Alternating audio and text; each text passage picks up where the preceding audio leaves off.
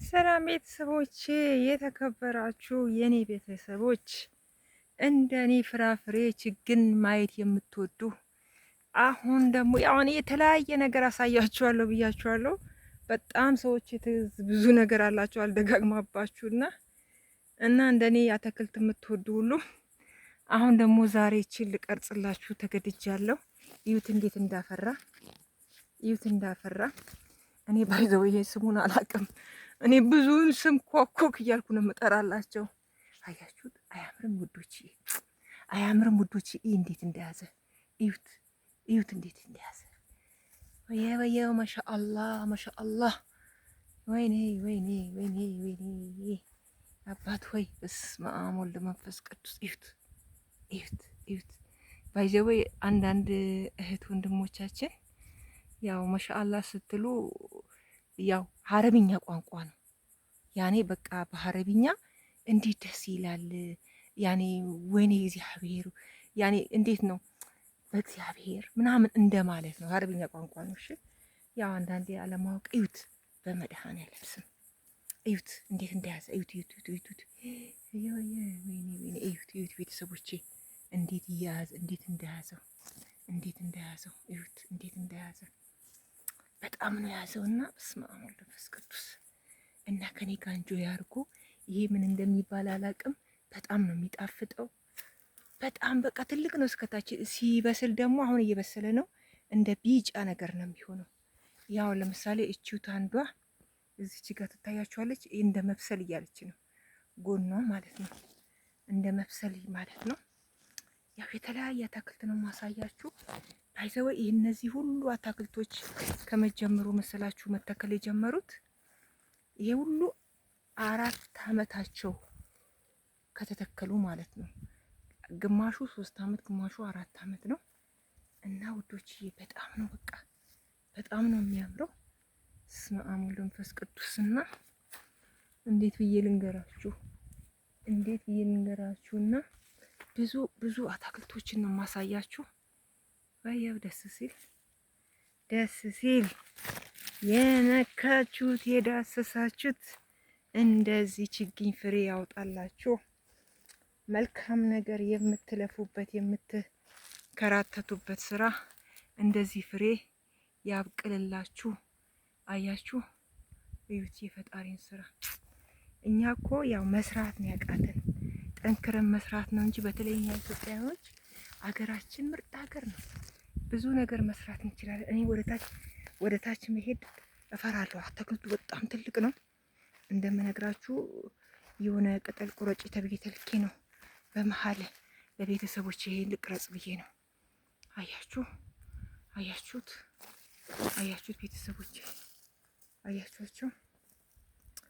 ስለዚህ የምትለፉበት በማንኛውም ስራ ላይ ብትሆኑ እንደዚህ ዘር ፍሬውን አገኙት። ፍሬ ይውጣላችሁ። እሺ ፍሬው ያበበላችሁ። ምክንያቱም ለፍታችሁ ዘርታችሁ ያው ዘር ሲባል የግዴታ አትክልት ብቻ ሳይሆን የምንዘራው የተለያዩ ነገሮች ለምሳሌ በተለያየ ስራ ሊሆን ይችላል። ያ ሁሉ እንደዚህ ፍሬ ያውጣላችሁ። እሺ ውዶችዬ እንደዚህ ፍሬ እበብ ይበልላችሁ። ምክንያቱም ለፍታችሁ ጥራችሁ የተለያየ ስራ እየሰራችሁ ያንን የተለያየ ስራ እየሰራችሁ ድካማችሁን ውጤታችሁን ልክ እንደዚህ ችግኝ እንዳበበ ልክ ይሄ ፍሬ እንዳፈራ ሁሉ እናንተም የለፋችሁለት የደከማችሁለት እንዲህ ፍሬ ያውጣላችሁ። እሺ ውዶችዬ በእውነት ነው የምላችሁ፣ መርቃችኋለሁ። ያ አንዳንድ ሰዎች አሉ ይተርቧችኋል ስትመርቋቸው ምናምን ብዙ ደስ የማይላቸው ሰዎች አሉ። በቃ ደስ ይላል አንደበታችሁ መልካም ነገር ሲናገር። ማለትም ለራሴ የምመኘው ነገር ለሰዎችም እመኛለሁ ማለት ነው። እኔ በምለፋበት ባለሁበት የማዳም ቤት ስራ ውጤታማ እንድሆን እንደዚህ ዘር ቢያፈራልኝ ቢያብብልኝ በጣም ደስ ይለኛል። ስለዚህ ያንን ዘር ያንን ውጤት ለእናንተ ባስተላልፍ ምክንያቱም የራሴ የተመኘሁትን ነገር ለእናንተ ነው የምመኘው ማለት ነው። እና ውዶችዬ የተባረካችሁ ይሄው እንዴት ብዬ ንገራችሁ? ይሄው እዩት፣ ገና እየበሰለ ነው፣ ገና ነው። ከአንድ ወር በኋላ ያብባል ማለት ነው። ባይዘበይ ምንም አይነት ይሄ ከከብቶች አር በስተቀር ምንም አይነት ይሄ ሆርሞን ምናምን አይገባበትም። ያው ሰዎችም የነሱን አታክልት በውድ ነው የሚገዟቸው እንደ ዘመኑ አርተፊሻል ስለሌለበት ማለት ነው። እና ውዶችዬ ሰላማችሁ ብዝት ይበል። ወዳችኋለሁ። ይለፍታችሁ ጥራችሁ የምትለፉበት ሁሉ ስራ እንደዚህ ዘር እንደዚህ አትክልት ፍሬያማ ይሆንላችሁ። ወዳችኋለሁ። እሺ ቤተሰቦቼ ውጤታማ ይሆንላችሁ፣ እንደዚህ ያብብላችሁ። አያምርም? እኔ በጣም ደስ ብሎኛል። ኧረ ገና ብዙ አትክልት ነው ማሳያችሁ፣ ብዙ አትክልት ነው ማሳያችሁ። በቃ ሲሰጥ እንዲህ ነው፣ ስትለፉ እንደዚህ ነው፣ ስትለፉ ፍሬ እንደዚህ ያብባል። ያው አንዳንዴ አገራችን ላይ ብዙ መስራት እየቻለን ሰው ሀገር መጠን ለነሱ ስንለፋ እነሱ ውጤታማ ሲሆኑ ለኛ ደግሞ ምንድነው ትምህርት ይሆነናል። ገብተን ለህዝቦቻችንም ሰርተንም ማሳየት አለብን። ለተመጪው ለሚመጣው ትውልድ ደግሞ የሆነ መሰረት ጥለን ካለፍን የመጪው ትውልድ ደግሞ ልክ እንዲህ ውጭ ዓለም የሚታየውን ነገር እኛ ከጀመርንለት እነሱ ደግሞ ያሳካሉ። ልክ እንደኛ ተሰደው አይሰሩም። አገራቸው ላይ ይህንን ፍሬያማ ያደርጉታል ማለት ነው። ምክንያቱም የሆነ ነገር ስትጀምሩ እኮ ራሳችሁ ላትጨርሱት ትችላላችሁ።